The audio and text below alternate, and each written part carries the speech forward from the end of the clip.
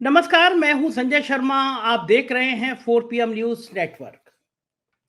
कल्पना करिए कि आपकी बहन, बेटी, पत्नी, मां जिस जगह रह रही हो उस जगह पे सांप्रदायिक दंगे हो जाएं। भीड़ आपके परिवार की एक महिला को पकड़ के घसीटे, उसकी बच्ची की हत्या कर दे।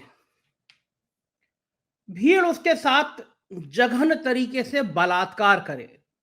भीड़ मतलब उस ग्रुप में शामिल कुछ नेता उस महिला के साथ बलात्कार करें, उसकी बच्ची की पीट पीट कर उसकी आंखों के सामने हत्या कर दें और एक राक्षसों वाला अट्टहास करते हुए, राक्षसों वाली हंसी करते हुए चले जाए।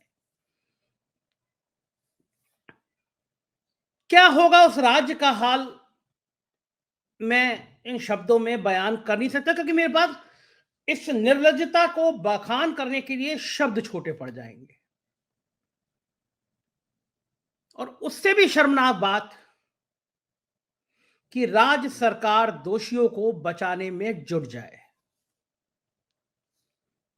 और उससे भी ज्यादा शर्मनाक बात, जब चुनाव हो तो उन सब बलात्कारियों को धोखाधड़ी से रिहा करा दिया जाए, उनकी जो सजा हुई है उस सजा को माफ कर दिया जाए।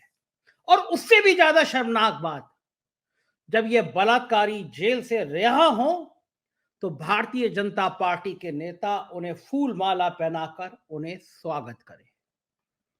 मामला गुजरात का है, मामला बिल्किस बानो का है।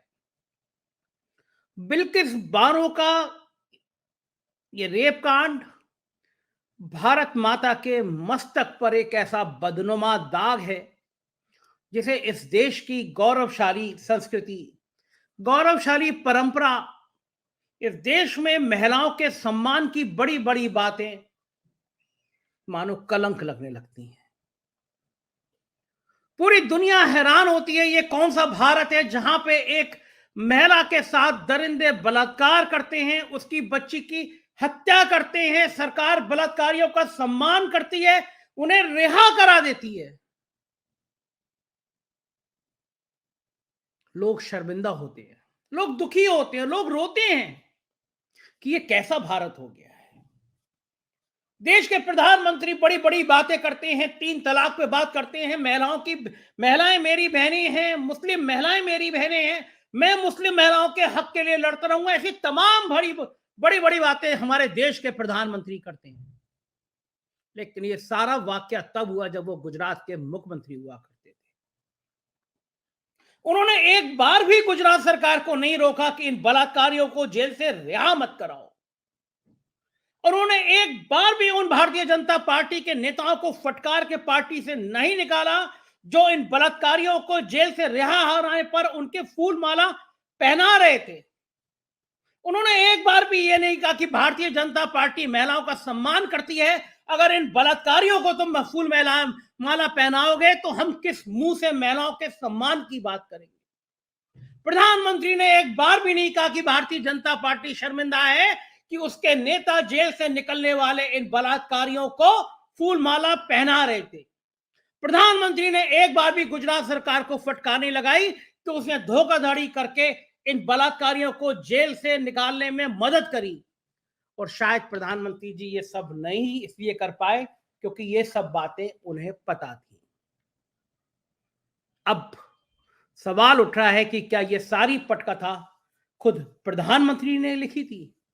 क्या बिल्किस बानो को रिहा कराने की पटकथा खुद प्रधानमंत्री ने तैयार की थी? क्या बिल्किस बानो के गुनाहगारों को छोड़ने की पटकथा खुद अमित शाह ने तैयार की थी? कौन है भारतीय जनता पार्टी के वो नेता जो इन बलात्कारियों के समर्थन में खड़े थे? कौन है भारतीय जनता पार्टी के वो नेता जो इन बलात्कारियों को फूल माला पहना रहे थे? सुप्रीम कोर्ट ने आज एक ऐतिहासिक फैसला दिया है। सुप्रीम कोर्ट ने आज इस देश की 140 करोड़ की जनता के अंदर भरोसा पैदा किया है। सुप्रीम कोर्ट ने आज यह साबित किया है कि भारत में कम से कम एक जगह ऐसी बनी हुई है जहां पे न्याय बचा हुआ है। सुप्रीम कोर्ट ने साबित किया है कम से कम एक जगह ऐसी है जहां पर सत्ता का घमंड, सत्ता का अहंकार और सत्ता की बलात्कारियों के साथ खड़ी होने वाली कोशिशों को रोका जा सकता है। सुप्रीम कोर्ट ने आज बिल्किस बानो के सभी दोषियों को, जिन्हें भारतीय जनता पार्टी की सरकार ने रिहा कराया था, जिन्हें भारतीय जनता पार्टी की सरकार ने फूल मालाओं के साथ स्वागत किया था, उन सभी को वापस जेल भेजे जाने का आदेश किया है। यह इस देश के मान, स्वाभिमान, अभिमान की बात है।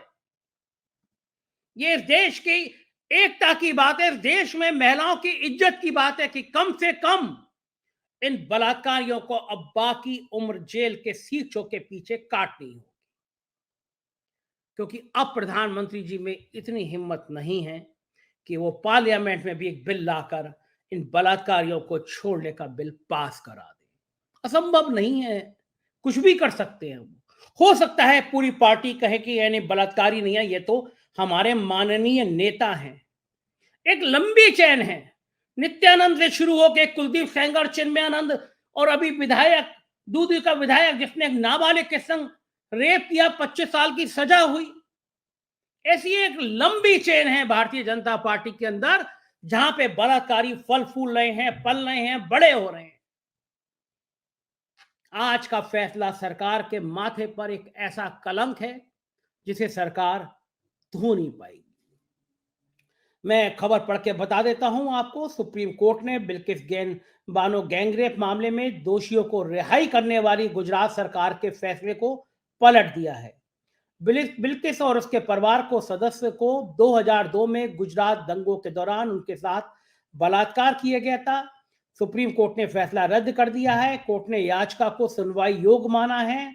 सुप्रीम कोर्ट ने कहा, गौर से सुनिएगा, सुप्रीम कोर्ट ने कहा महिला सम्मान की हकदार है।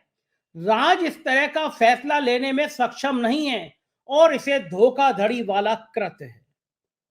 सुप्रीम कोर्ट ने कहा राज ने धोखाधड़ी करी है। बेहतर होता सुप्रीम कोर्ट आज एक कदम और आगे बढ़ता, इस धोखाधड़ी के कारण साथ सरकार को बर्खास्त करता। एक बलात्कार पीड़ित महिला जिसकी बच्ची की हत्या कर दी गई हो, उनके हत्यारों को बचाने के लिए सरकार धोखाधड़ी करेगी।